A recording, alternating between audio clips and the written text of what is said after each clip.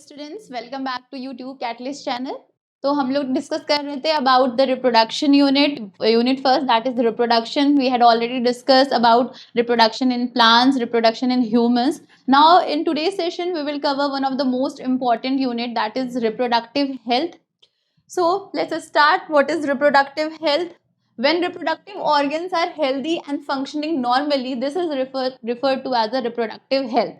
So reproductive health mainly क्या है कि पर्टिकुलर जो पर्सन है वो क्या रहे, हेल्दी रहे, डिजीज फ्री रहे, उस पर्सन को हम क्या कहेंगे कि वो एक हेल्दी पर्सन है.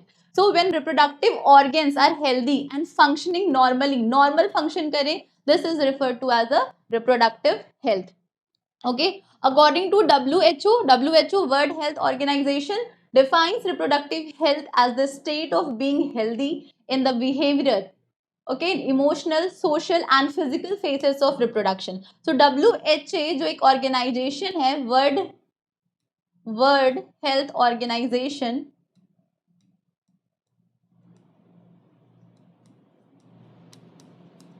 World Health Organization defines reproductive health as the state of being healthy रहना in the state of being healthy in the behavioral, emotional, social and physical phases. The physically, emotionally, behaviorally, अगर सब तरीके से healthy हैं, then a particular person can be called as a healthy person. Okay, so reproductive organs अगर healthy हैं, normally function कर रहे हैं, disease free हैं, तो हम क्या कहेंगे, particular person क्या है, वो एक healthy person है. Okay. Now reproductive health problems and strategies. Main problem क्या है? What is the main problem regarding the reproductive health? जो disruption है reproductive health में जो problems आ रही हैं, उसका main reason क्या है? The main problem of India is this excessive population, overpopulation. Okay, population rate इतनी तेजी से बढ़ रहा है. This is the main reason of the reproductive health में जो भी चेंजेस हो रहे हैं, रिप्रोडक्टिव हेल्थ का जो डिस्ट्रप्शन हो रहा है, उसका मेन रीजन है ओवर पॉपुलेशन, है ना.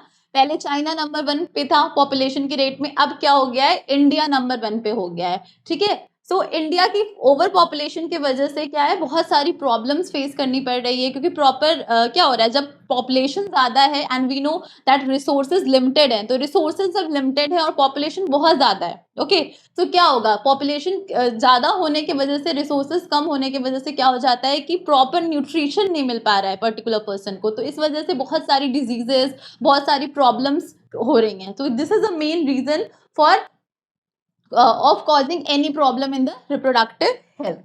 Okay, so स्ट्रैटेजीज क्या क्या हो सकती हैं रिगार्डिंग रिप्रोडक्टिव हेल्थ. हम कैसे बता सकते हैं, कैसे समझा सकते हैं कि कैसे रिप्रोडक्टिव हेल्थ को पर्टिकुलर पर्सन अपनी हेल्थ को कैसे मेंटेन कर सकता है. सो अवेयरनेस बहुत ज़रूरी है, रिप्रोडक्शन के बारे में जानना बहुत ज़रूरी है. पर्टिकुलर पर्सन को awareness about reproduction, birth control devices, over population को कंट्रोल करना बहुत ज़रूरी है, तो उसके लिए बहुत सारी डिवाइसेस होती हैं, बहुत सारे मैथड्स होते हैं जिसके हम क्या कर सकते हैं, बर्थ कंट्रोल को क्या कर सकते हैं, मेंटेन कर सकते हैं. तो this is one of the most important strategies for controlling the over population. ठीक है.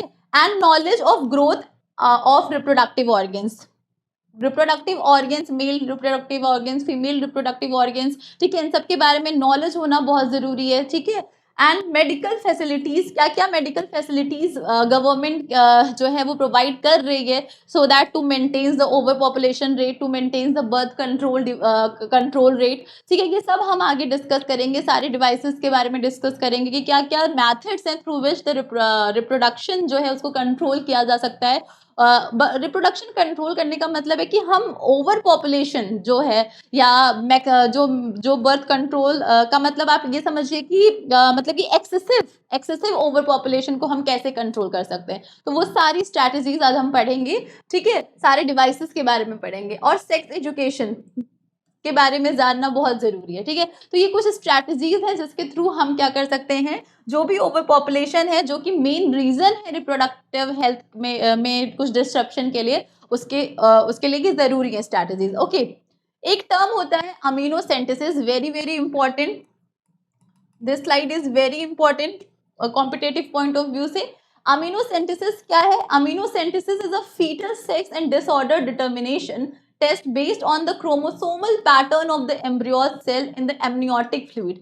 जब हम डिस्कस कर रहे थे अबाउट एक्स्ट्रा एम्ब्रियोनिक मेम्ब्रेन, तो उसमें मैंने आपको बताया था कि 4 मेम्ब्रेन होती हैं ह्यूमंस पे, और हमने बताया था आपको कि एमनियोटिक फ्लूइड जो है वो एक एमनियन मेम्ब्रेन बताया था। वहाँ पे क्या है, एक कैविटी प्रेजेंट होती है जिसमें एक फ्लूइड फिल्ड रहता है जिसको एमनियोटिक फ्लूइड कहते हैं, ठीक है।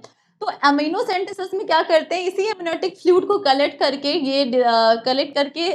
कोई भी डिसऑर्डर है कि नहीं ये पर्टिकुलर फीटल में, ये डिटरमाइन किया जा सकता है, ठीक है। सेक्स डिटर्मिनेशन किया जा सकता है, बट सेक्स डिटर्मिनेशन जो है वो प्रोहिबिटेड है, कि प्रोहिबिटेड है, मतलब सेक्स डिटर्मिनेशन के लिए इसको यूज करना प्रोहिबिटेड है, ठीक है। बेसिकली ये टेस्ट जो होता है वो बेनिफिशियल है कि किसी भी तरीके का क्या कोई डिसऑर्डर तो नहीं है क्रोमोसोम में, क्रोमोसोमल जितनी भी डिजीजेस होती हैं, जो सिंड्रोम्स होते हैं जैसे Turner syndrome, Down syndrome, Klinefelter syndrome, तो इन सबको क्या कर सकते हैं, डिटरमाइन करा जा सकता है with the help of amniocentesis test. Okay, so what is aminocentesis? It is a fetal sex. It is a fetal sex and disorder determination test based on the chromosomal pattern of the embryo cell in the amniotic fluid surrounding the developing embryo. Okay, तो ये कैसे करा जाता है, in amniocentesis a hollow needle is inserted. ये diagram देखिए, इस diagram में दिखाया जा रहा है, एक हॉलो नीडल क्या करते हैं, इंसर्ट करते हैं through the mother's abdomen into the uterus, and amniotic fluid is drawn for analysis. Amniotic fluid को क्या करते हैं, कलेक्ट कर लेते हैं, और उसके बाद इसके क्या कहते हैं, टेस्ट करते हैं पर्टिकुलर कि कोई डिसऑर्डर तो नहीं है, कोई सिंड्रोम तो नहीं है इसकी टेस्ट के लिए। ओके, तो इस टेस्ट की कुछ मिसयूज है, मिसयूज करते हैं लोग। कैसा मिसयूज है, it is being used to kill the normal female foetus, hence it is legally banned to avoid the female foeticides. जो फीमेल फीटिसाइड्स मतलब जो कुछ ऐसे लोग हैं जिनको फीमेल चाइल्ड नहीं चाहिए होता है, तो वो ये टेस्ट कराते हैं, and when they get to know that the particular foetus is a female, then they try कि जो tried of female foeticide, so वो रॉन्ग है, तो उसको प्रोहिबिटेड करने के लिए, उसको बैन करने के लिए क्या किया गया, अमीनोसेंटेसिस टेस्ट को इस चीज के लिए बैन कर दिया गया है कि फीमेल फीटिसाइड्स को कंट्रोल करने के लिए, कि फीमेल फीटिसाइड्स ना हो, इसके लिए ये टेस्ट को बैन कर दिया गया है। लेकिन ये test for determination of chromosomal disorder के लिए यूजफुल है, ठीक है। Now methods of birth control, क्या क्या मैथड्स हो सकते हैं। पहला, contraceptives method, they are the devices which prevent conceptions और pregnancy without interfering in the reproductive health of the individuals in any way. ये कुछ मैथड्स हम पढ़ेंगे जिसकी हेल्प से क्या कर सकते हैं, प्रेगनेंसी को कंट्रोल किया जा सकता है, बर्थ कंट्रोल को क्या किया जा सकता है, कंट्रोल किया जा सकता है। तो कंट्रासेप्टिव मैथड्स ये कैसे होते हैं, यूजर फ्रेंडली होते हैं, ठीक है, रिवर्सिबल हो सकते हैं, ठीक है, एक बार यूज रिवर्सिबल हो सकते हैं, कंप्लीटली इफेक्टिव अगेंस्ट प्रेगनेंसी, ठीक है, ये कंप्लीटली इफेक्टिव होते हैं अगेंस्ट प्रेगनेंसी। तो क्या क्या है कंट्रासेप्टिव्स मेथड, कुछ नेचुरल होते हैं, कुछ केमिकल होते हैं, ठीक है। So will discuss each contraceptive methods in detail. First is natural और ट्रेडिशनल मेथड्स।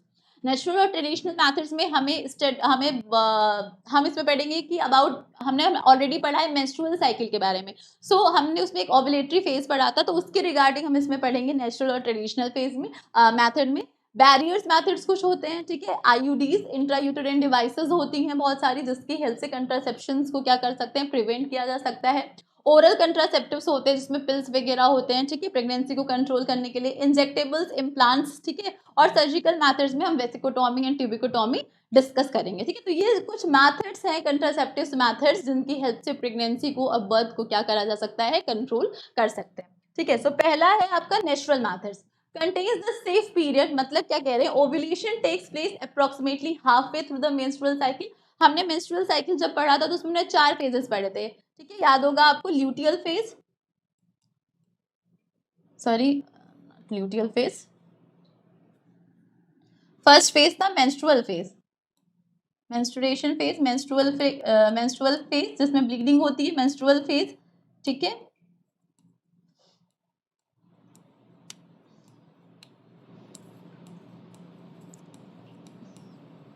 ओव्यूलेटरी फेज, फिर आपका जिसमें फेलो फॉलिकुलर फेज आया था, ठीक है, ओव्यूलेटरी के बाद फॉलिकुलर फेज, और फिर क्या था, luteal phase.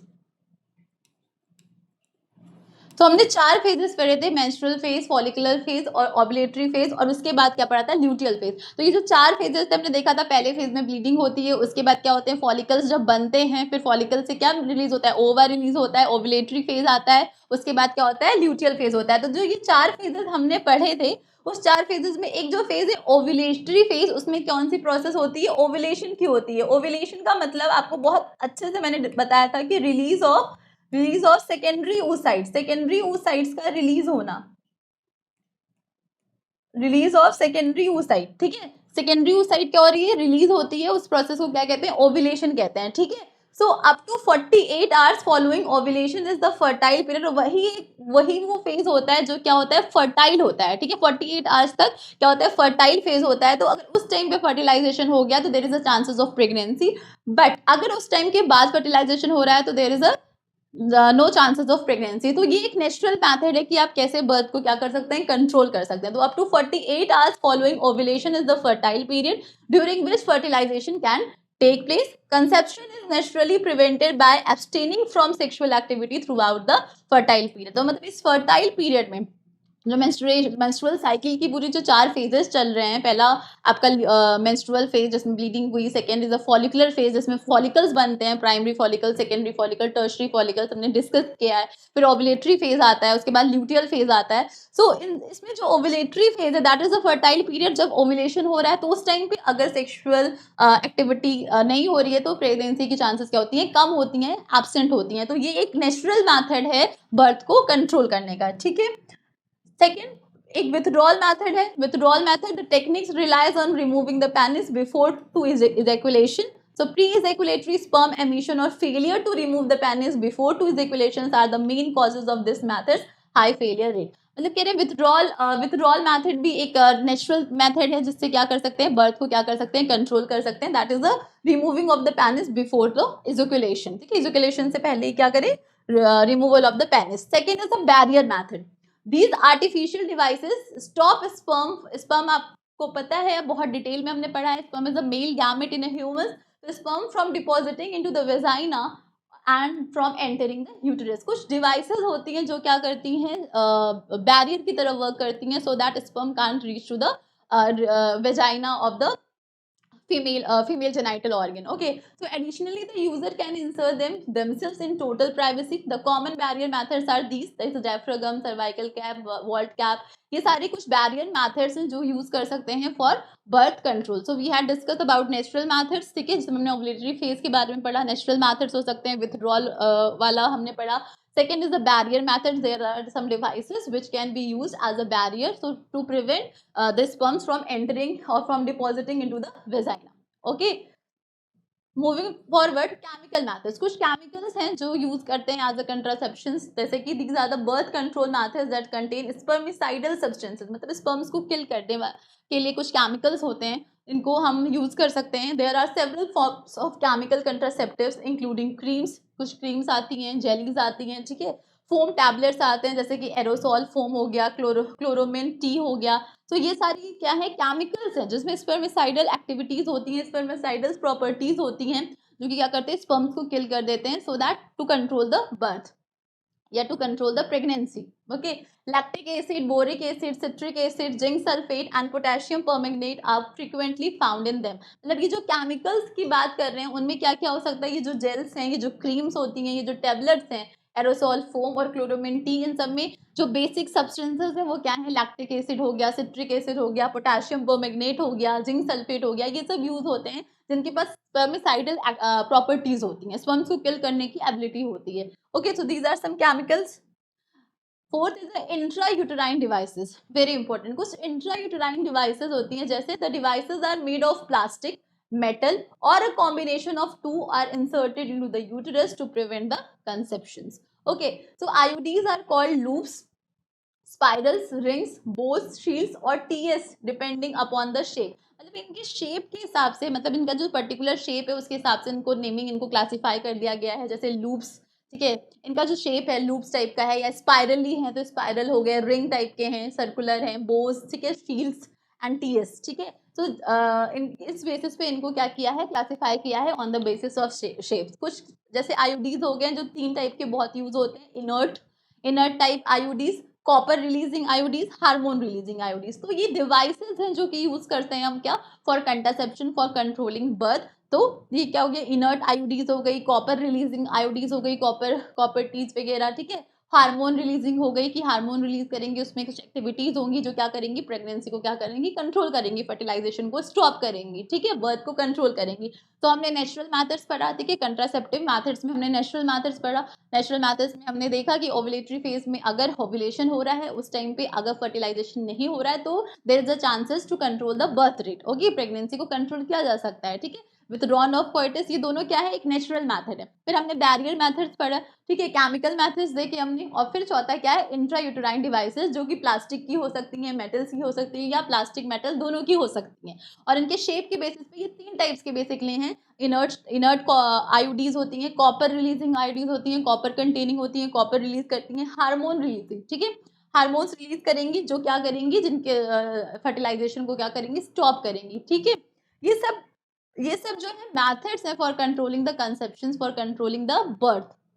So the inert IUDs are composed of stainless steel और polythene impregnated with a barium sulfate। तो जो IUDs होती है, inert IUDs होती हैं, वो किससे बनी होती हैं, किसकी बनी है, ये स्टेनलेस होती है, पहले तो स्टेनलेस स्टील और polythene impregnated with a barium sulphate, ठीक है। It's unclear exactly how inactive IUDs contraception works, मतलब अभी आईयूडीज जो इनर्ट आईयूडीज हैं उनके बारे में अभी डिटेल्ड स्टडी नहीं हुई है कि ये एग्जैक्टली वर्क कैसे करती हैं। तो जो थोड़ी बड़ी इंफॉर्मेशन है उसके बेसिस पे यहाँ पे मैंने आपको बताने की कोशिश की है कि आईयूडीज जो हैं इंट्रा यूटेराइन डिवाइसेस, वो 3 टाइप्स की हैं, इनर्ट, कॉपर टी रिलीजिंग और हार्मोन रिलीजिंग। और इनर्ट आईयूडीज का बेसिक कंपोजिशन क्या है, बेरियम सल्फेट है, ओके।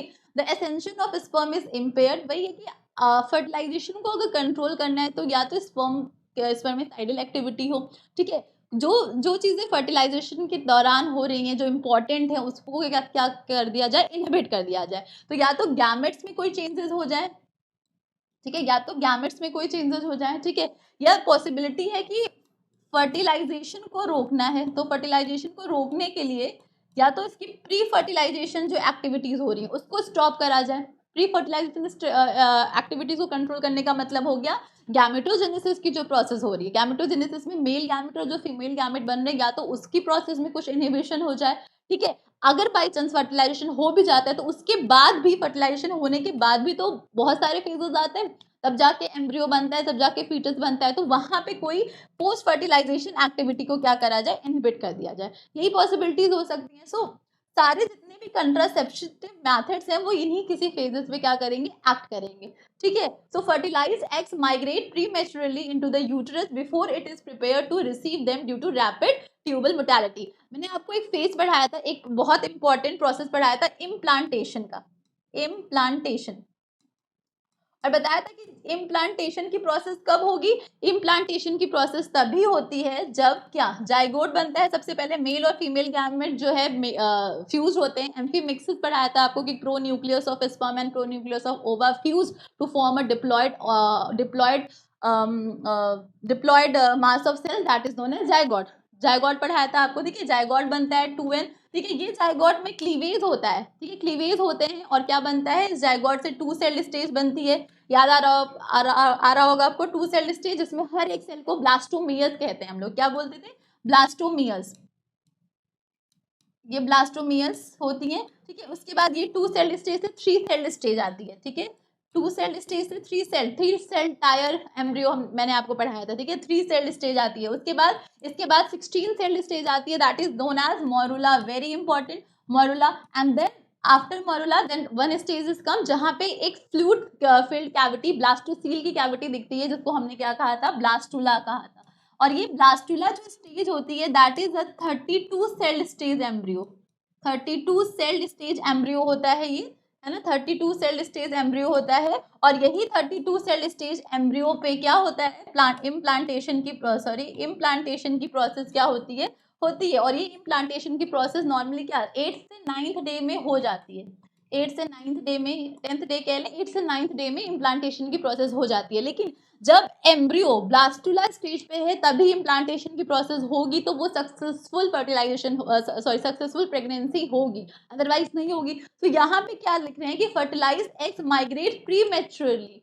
फर्टिलाइज जो एग है वो प्री मैच्योर, पहले ही माइग्रेट कर जाता है into the uterus before it is prepare to receive them. मतलब यूटेरस को भी तो प्रिपेयर होना है, करना है खुद को। जो यूटेरस की लाइनिंग है, 3 लाइनिंग्स होती हैं यूटेरस में, सबसे इनर वाली एंडोमेट्रियम, मायोमेट्रियम और पेरीमेट्रियम। तो एंडोमेट्रियम वाली लाइनिंग में क्या होता है, ब्लास्टुला अटैच हो जाता है। दिस प्रोसेस को हम क्या बोल रहे थे, implantation.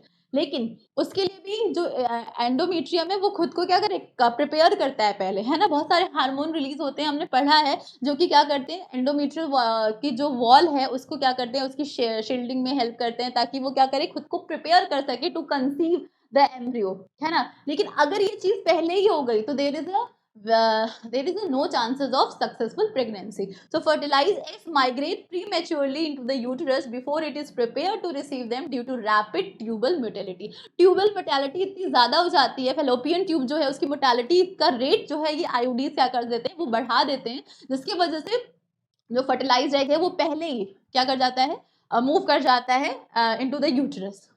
Okay, so endometrial histological and biochemical alterations that produce spermicidal and gametotoxic effects. तो जो IUDs है वो बेसिकली किस पे फोकस कर रहे हैं, आप एक तरीके से कह सकते हैं कि इनका जो मेन फोकस है वो क्या है कि जो to increase the tubal motility, tubal की मोटेलिटी रेट को इंक्रीज कर देते हैं, जिसकी वजह से प्री मेच्योर माइग्रेशन हो जाता है एग का into the uterus. Okay, so आयोडीज made of copper, तो पहला हो गया इनर्ट आयोडीज के बारे में पढ़ा। दूसरा copper containing IUDs, IUDs made of copper are frequently copper Ts containing ionised copper. इनका नाम से ही पता चल रहा है कि इसमें क्या होगा, कॉपर्स होंगे, ठीक है। देखिए ये जो यूनिट है इसमें जनरली मैच द फॉलोइंग, अभी मैं क्वेश्चन कराऊंगी आगे आपको, मैच द फॉलोइंग में आते हैं, ठीक है, स्टेटमेंट्स आते हैं, करेक्ट स्टेटमेंट पूछता है, ठीक है। जनरली आप इसमें इस यूनिट से देखोगे तो आपको मैच द फॉलोइंग मिलेंगे, ठीक है। So iodines made of copper are frequently copper teas containing ionized copper which diffuses gradually at a rate of about 50 microgram per day. Okay, it causes the release of harmful cytokines which has a local anti-fertility effect and they prevent sperm from moving around and fertilizing the ovum. तो ये क्या करते हैं, ये sperm को prevent करते हैं for fertilization, fertilization ना हो सके तो ये sperm को क्या करेंगे, prevent कर लेते हैं, ठीक है। After 3 to 5 years, when calcium deposition causes copper release to become scarce, the device should be replaced. इनको मतलब हर 3 से 5 3 to 5 years में इनको क्या करना पड़ता है, रिप्लेस करना पड़ता है, ठीक है। तो the replacement term for copper T380A is 7 to 10 years। ये कुछ कॉपर टीज कंटेनिंग आयोडीज के नाम है, जैसे कॉपर T380 हो गया, कॉपर T200 हो गया, मल्टी लोड हो गया, multi load copper T250, multi load copper T375, copper T380, ठीक है। And copper 7 are examples of copper IODs that are identified by the exposed surface area of copper in square millimeters. तो match the following में आपसे पूछ सकता है, ठीक है। आपके एक साइड IODs दे दे, एक साइड नेचुरल मेथड्स दे दे और इधर फिर आपको ये सारे नाम दे, तो आपको मैच करना होगा कि ये किसके एग्जाम्पल हैं, ठीक है। तो ये इंपॉर्टेंट है, आपको याद होना चाहिए। तो कॉपर टी वाला तो आपको कॉपर के नाम से ही पता चल जाएगा, ठीक है, कॉपर इसमें होगा ही, ठीक है। तो आपको एग्जाम्पल्स याद होने चाहिए इन सारे कंट्रासेप्टिव मैथड्स के। नाउ हार्मोन रिलीजिंग, तो थर्ड क्या है, hormone releasing IUDs. Hormone releasing IUDs include progesterone IUDs, example progestasert, ठीक है। ये एक हार्मोन रिलीजिंग, हार्मोन रिलीज करेगा to prevent the pregnancy. Okay, and levonorgestrel IUDs, LNG-20 very important, ठीक है। LNG-20 मैं कह रही हूँ आपसे बार बार कि ये मैच द फॉलोइंग के लिए बहुत इंपॉर्टेंट है, तो आपको एग्जाम्पल्स याद होने चाहिए आयोडीज के, ठीक है, कि कौन किसका एग्जाम्पल है, किस टाइप की आयोडीज का एग्जाम्पल है। These devices release small quantities of hormones which suppress, well hormone releasing है तो क्या रिलीज करेंगे, हार्मोन रिलीज करेंगे। तो ये डिवाइसेस क्या करती हैं, these devices release small quantities of hormones which suppress and endometrial changes and changes in the cervical mucus. मतलब जो एंडोमेट्रियल हमने पढ़ रखा है बहुत अच्छे से कि एंडोमेट्रियल जो वॉल है, यूटरस की जो इनर वॉल है, उसमें बहुत सारे चेंजेस आते हैं during the time of pregnancy, during the time of fertilisation. हम तो उसको क्या करते हैं, उनकी एक्टिविटीज को क्या करते हैं, सप्रेस करते हैं, ये ऐसे हार्मोन्स को रिलीज करते हैं। So these devices release small quantities of hormones which suppress and endometrial changes and changes in a cervical mucus cause anovulation and ovulation and insufficient luteal activity. ठीक है, एंड ओव्यूलेशन का मतलब ovulation की process ही नहीं होने देंगे, ठीक है। तो ये ऐसे हार्मोन्स को क्या करेंगे, रिलीज करेंगे, ठीक है। तो आपने आयोडीज के बारे में 3 आयोडीज पढ़ लिए, इनर्ट आयोडीज, ठीक है, कॉपर कंटेनिंग,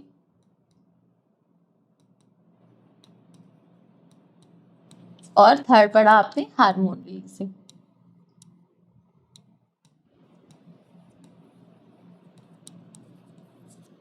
ठीक, अब नेक्स्ट कंट्रासेप्टिव मेथड है ओरल कंट्रासेप्टिव मेथड, जिसपे ओरल पिल्स वगैरह ली जाती हैं, ठीक है, by female. So they are preparation containing either progestin, progestogen or synthetic progesterone alone or a combination. पता होना चाहिए आपको, ये याद कर लीजिए कि ये जो ओरल पिल्स है उनमें क्या है, कौन सा, प्रोजेस्टिन प्रेजेंट होता है, progestin, progestogen or synthetic progesterone alone और इन अ कॉम्बिनेशन। सिंगल भी हो सकता है, प्रोजेस्टेरॉन नहीं हो, प्रोजेस्टोजन हो या फिर सिंथेटिक प्रोजेस्टेरोन हो, ठीक है। So the pills are taken orally for 21 days in a menstrual cycle starting from 5th day and ending on the 25th day. तो इन pills को लिया जाता है for 21 days in a menstrual cycle to prevent the pregnancy, to control the birth.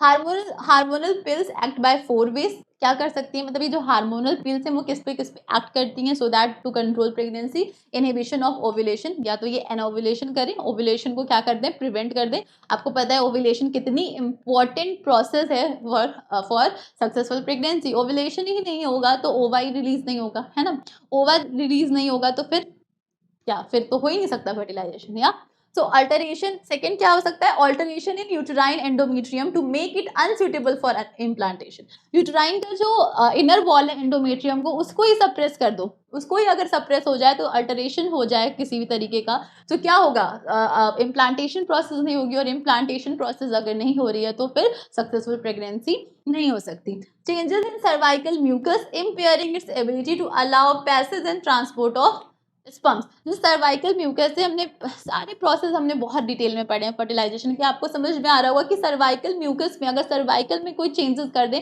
तो sperm की entry ही नहीं हो पाएगी सही से।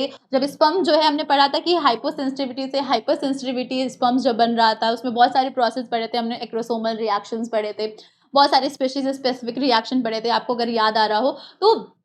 जो ये मतलब हमने एक पढ़ाया था आपको कि जो इनएक्टिव स्पर्म है वो एक्टिव फॉर्म में बनता है ना, तभी वो फिर उसकी एंट्री होती है सर्वाइकल में। तो अगर वहां पे कोई चेंज कर दिया जाए सर्वाइकल में, सर्वाइकल म्यूकस में, तो फिर क्या होगा, तब भी तो चांसेस है कि क्या हो, प्रेगनेंसी क्या हो, कंट्रोल हो जाए, फर्टिलाइजेशन ना हो, ठीक है। Inhibition of motility and secretory activity of fallopian tubes. तो ये कुछ 4 वेज हैं जिससे क्या होता है, ये हार्मोनल पिल्स एक्ट करते हैं, ठीक है। बेसिक जो मेन एम क्या है, इन सब कंट्रासेप्टिव्स का मेन एम है बर्थ कंट्रोल करना, प्रेगनेंसी को स्टॉप करना, फर्टिलाइजेशन को स्टॉप करना, ठीक है।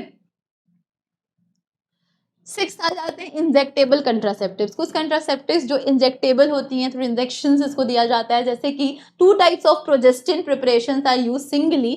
कौन कौन सी है, they are depot medroxyprogesterone acetate, ये नाम याद रखिएगा, effective for 3 months, and norethisterone enanthate effective for 2 months। तो ये कुछ इंजेक्टेबल कंट्रासेप्टिव्स है जो कि दिया जाता है टू प्रिवेंट द प्रेगनेंसी, ठीक है। सो ये 2 नाम आप जरूर याद रखिएगा, DMPK और नेट EN। तो मैच द फॉलोइंग पूछ सकता है, ये दे दिया एक साइड, ठीक है, आयोडीज दे दी, तो आपको मैच करने के लिए दे सकता है, ठीक।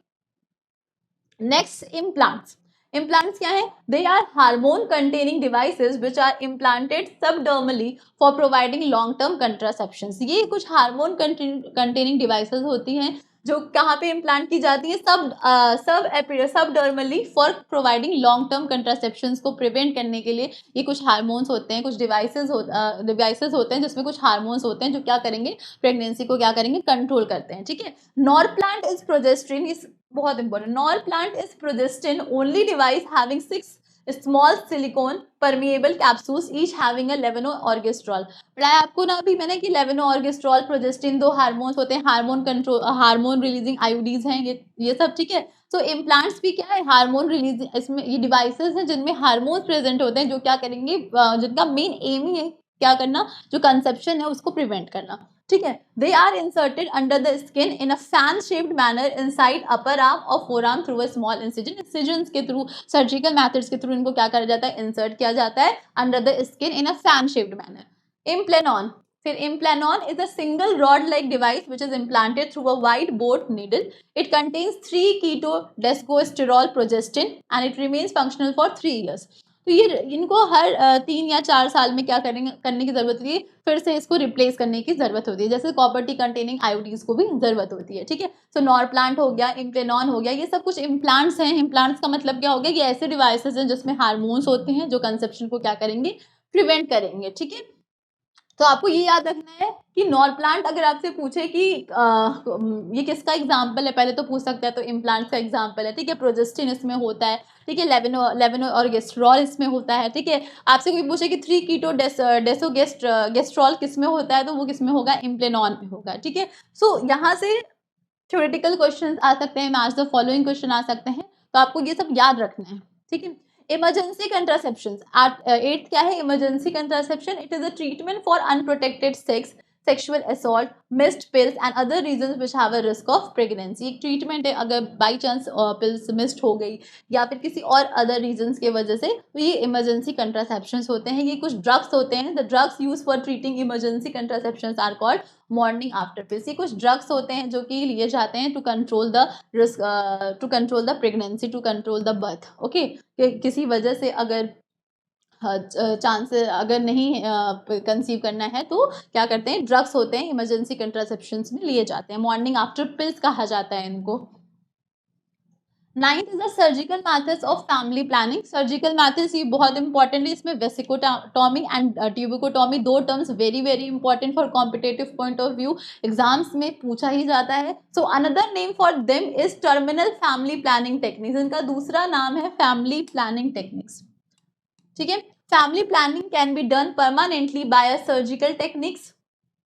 The techniques involve an operation that prevents the flow of eggs in a female and semen in a male.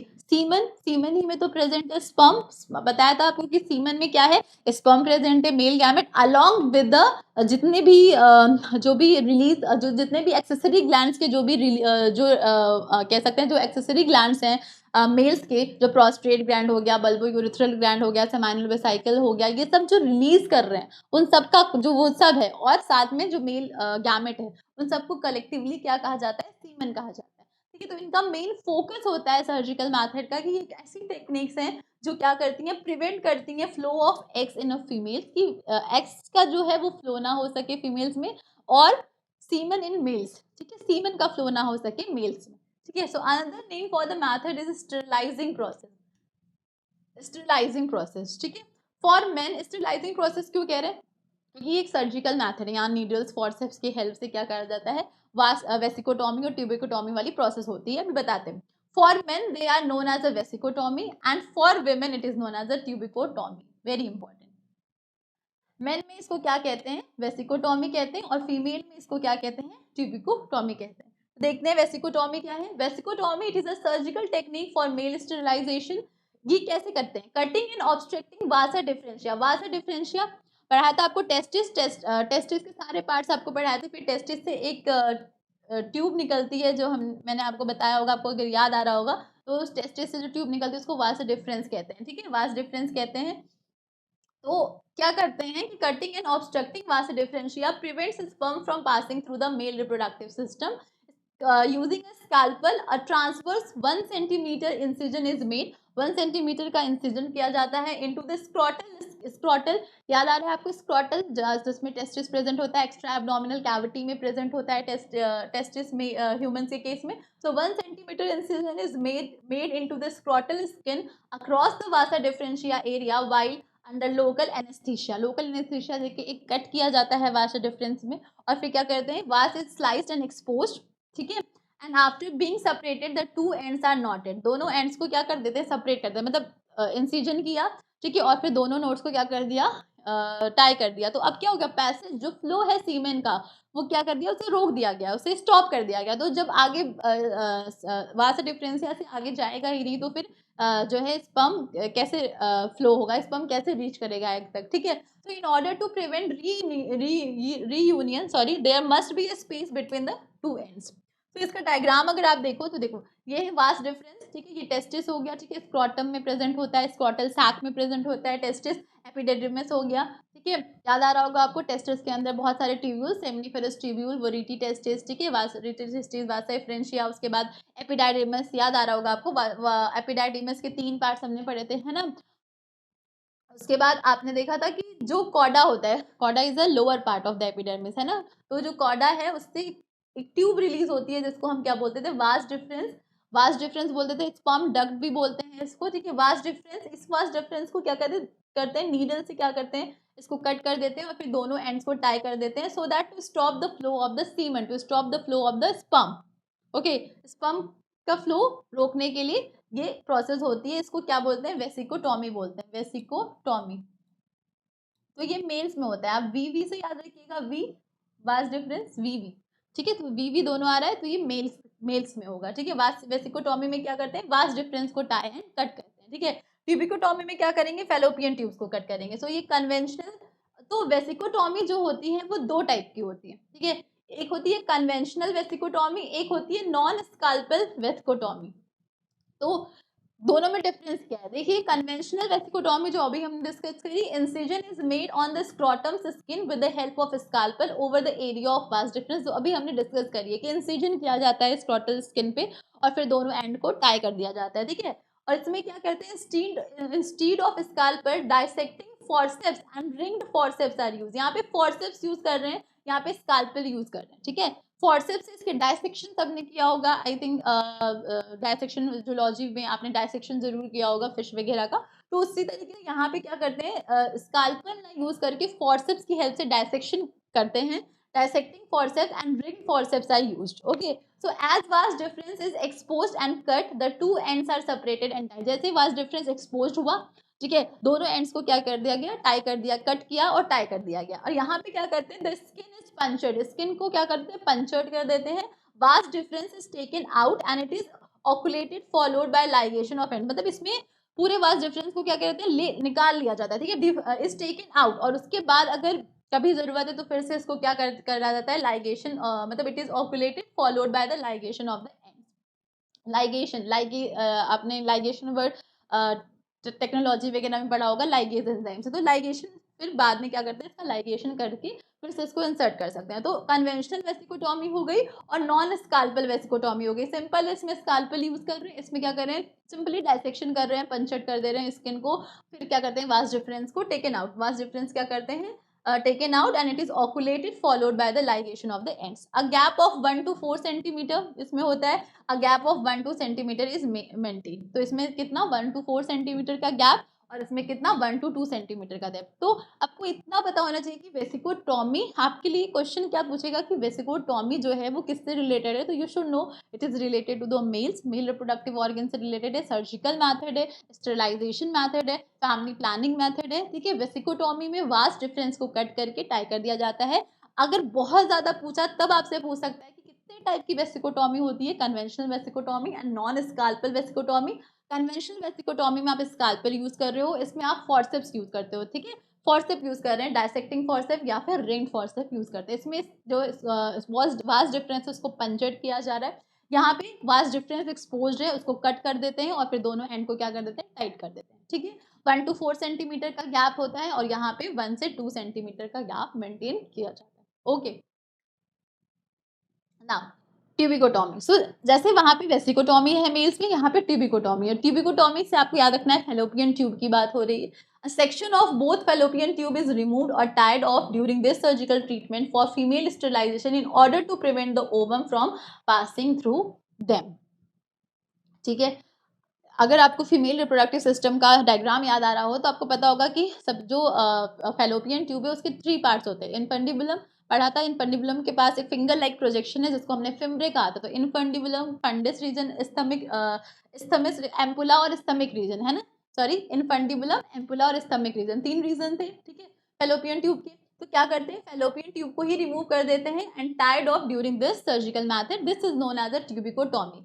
Conventional laparotomy, mini laparotomy, and trans-abdominal surgery are used to perform tubicotomy. The fallopian tubes are cut during surgery and the cut ends are knotted to keep them from coming back together. तो जैसे वहाँ पे वेसिकोटॉमी होती है, यहाँ पे क्या है, ट्यूबिकोटॉमी होती है फीमेल्स में. So because the chopped ends can be rejoined, the process is reversible. जो chopped end है, दोनों ही process क्या है, रिवर्सिबल प्रोसेस. सर्जिकल मैथड जो है वो रिवर्सिबल प्रोसेस है. Sterilisation is accomplish during laparoscopic surgeries by forming a loop and using a silastic ring to compress the loop's basal region through a tiny abdominal or vaginal incision. तो आपको इतना याद होना चाहिए कि वेसिकोटॉमी और ट्यूबिकोटॉमी में डिफरेंस क्या है, किसमें वेसिकोटॉमी हो रही है, किसमें ट्यूबिकोटॉमी हो रही है. आपको इतना याद होना चाहिए. इतना याद रहेगा आपको, तब भी आपके सारे क्वेश्चंस क्या हो जाएंगे, सॉल्व हो जाएंगे. ठीक है, तो ये है ट्यूबिकोटॉमी. आप देख रहे हो जो फेलोपियन ट्यूब है उसको क्या कर देते हैं, टाई कट कर रहे हैं और फिर इसको क्या करते हैं, टाई कर देते हैं. तो ये क्या है, ट्यूबिकोटॉमी.